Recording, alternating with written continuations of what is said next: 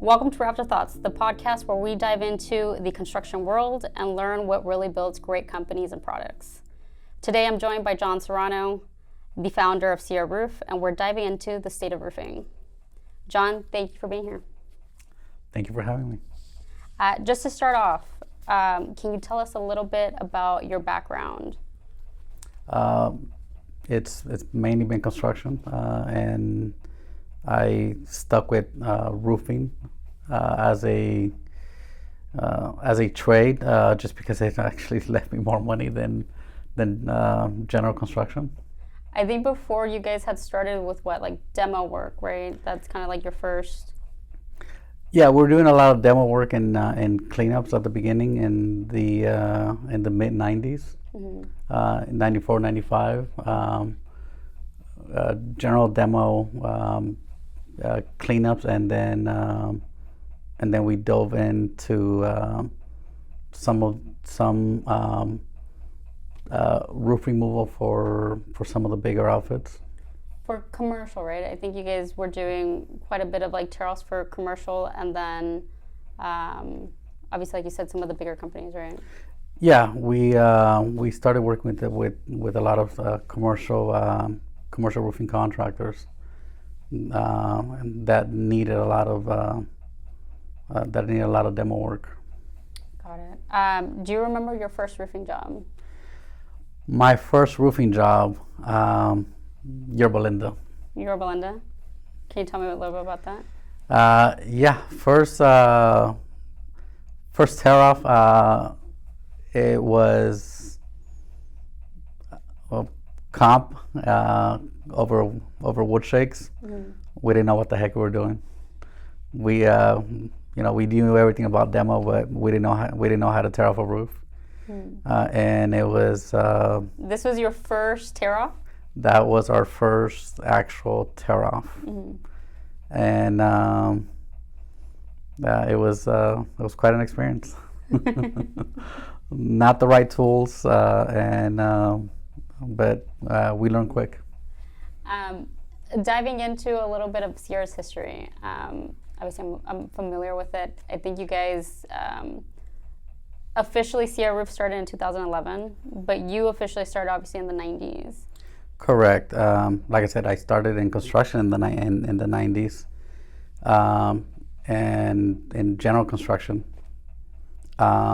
Then I started a company. I started a couple different companies. One of them was called Sierra Demo. That was the demolition and cleanup company. And then right after that, I started a roofing company called Southern Pacific Roofing. That one went belly up. It was a learning phase for me. Mm-hmm. Had that company for about 5 years. Once I got the hang of roofing, then I opened up Sierra, and then I have Sierra stuck since 2011. Since 2011, and Sierra. Can you tell me a little bit about Sierra's background? I know Sierra originally has been a huge subcontractor for companies like Sunrun, Freedom Forever, Palmetto, SunPower. Obviously, things have changed, right? You guys are a little bit more in the market for the consumer. But can you tell us a little bit about how kind of that type of volume or that experience of working with bigger outfits and providing that service, because you guys are a big service provider.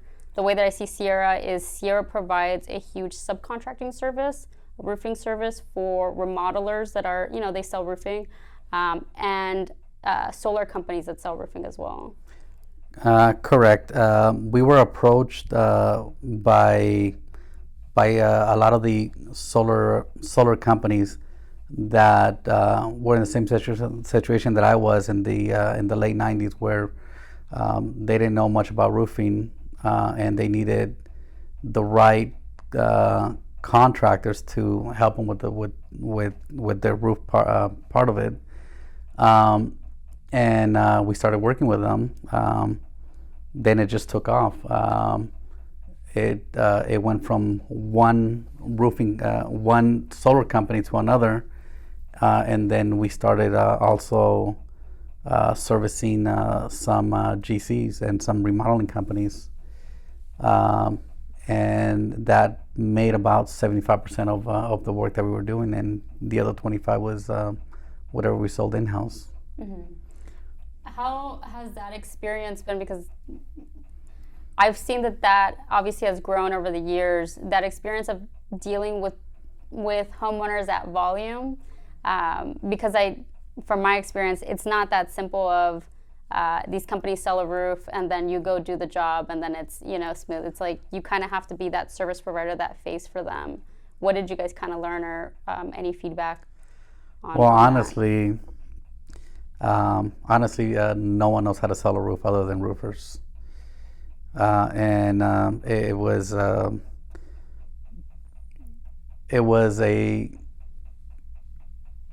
I don't know how to put it.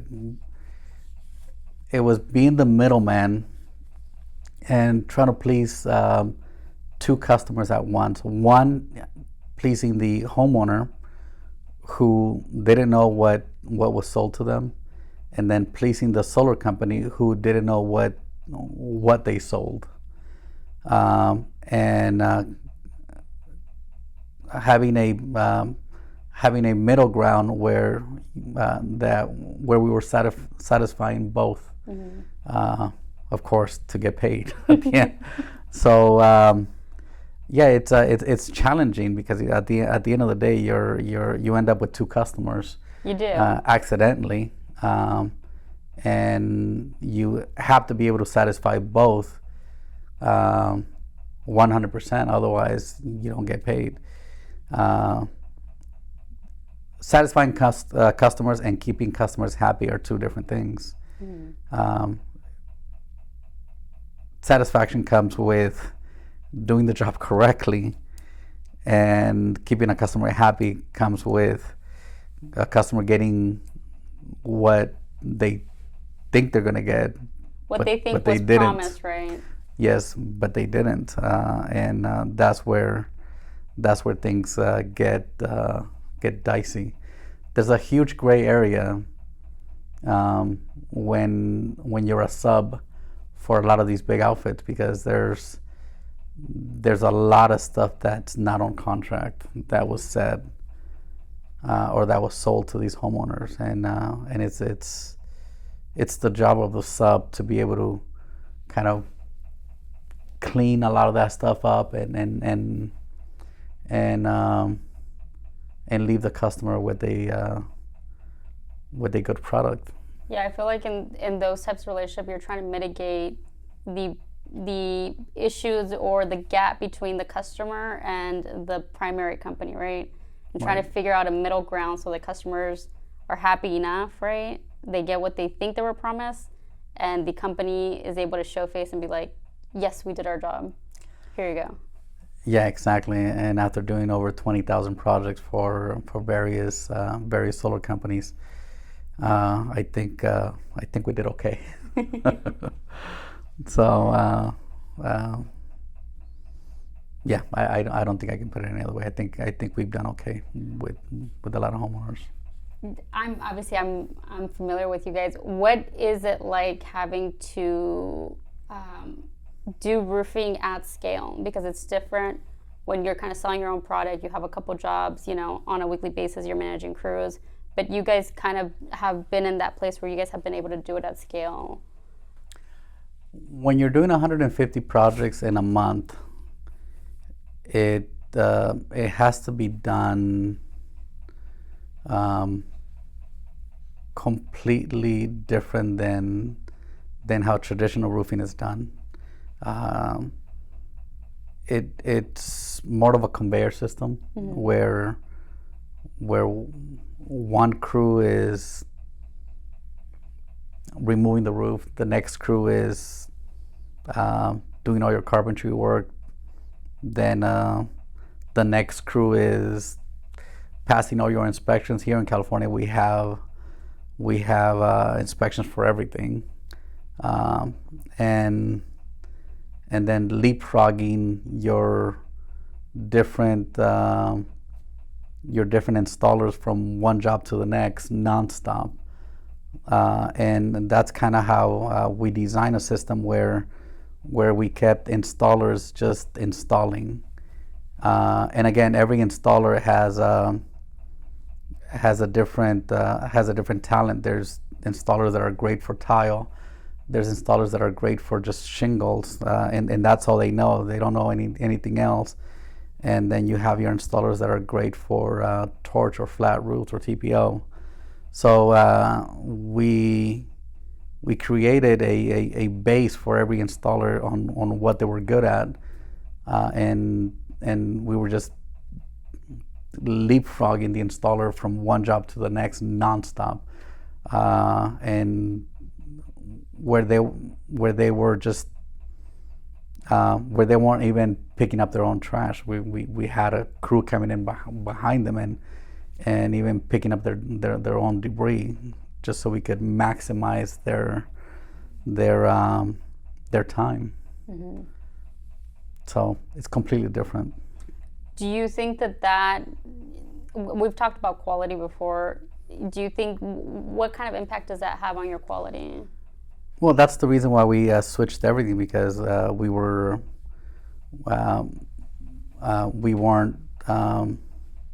getting the quality that we needed when we kept the same crew doing the entire job from beginning to end. Quality comes from making sure that you have a good system that is followed from beginning to end, and it doesn't change, and it's enforced by your project managers. And I think that all of our project managers understand that, and as long as they do that, you'll be able to put out a good product. Shingles, tile, I think are the easiest products. The hardest one is flat roofs, torch. I think that's where everyone struggles, and that's where we took a lot of our time. Because those are there's a lot of details in that. Obviously, flat roofs they're flat, so Yeah. they need extra care. Yeah.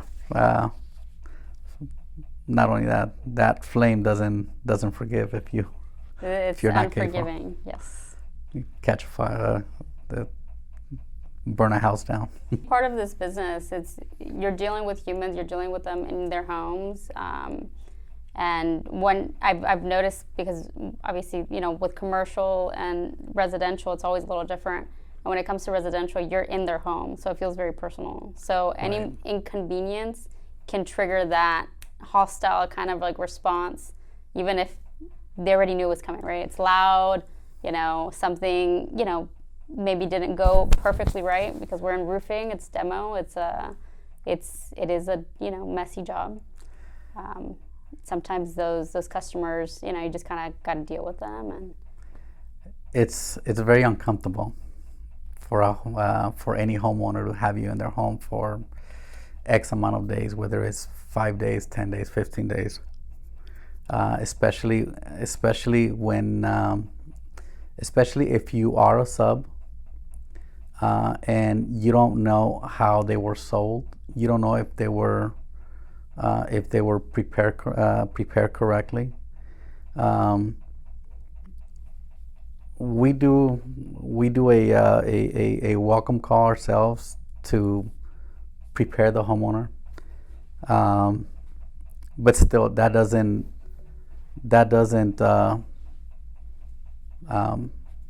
help when the homeowner has already been prepared by someone else that their roof is going to be done in between 2 and 3 days. And you do the welcome call, and you wake them up to reality that it actually takes longer. Now you just piss them off. So it's very, very invasive. It is. Our job cycles are about a week long, right, in roofing? Depending on inspections, especially in LA, they're anywhere between 7 to 10 days. So, and depending on the season, during the winter, they could be a little longer. Yeah, between rains and stuff like that. Yeah. So the life cycle of the roofing project's about 7 to 10 days, right? You have trades that are like additions and stuff like that. Those are always gonna be longer projects. Right. And I noticed with those contractors, they kind of sometimes have the similar experience that we do, but they end up having to do it for months and months on end or years on end, rather than doing it in 7 to 10 days. And so our products are just I think a little different. They are invasive, but they for sure have a much shorter lifespan than some of the other projects. I feel bad for them. That's why I stick to exterior products. Nice. Well, John, it was great having you. Thank you. And we are very excited to see what Sierra Roof expands into. Thanks for having me.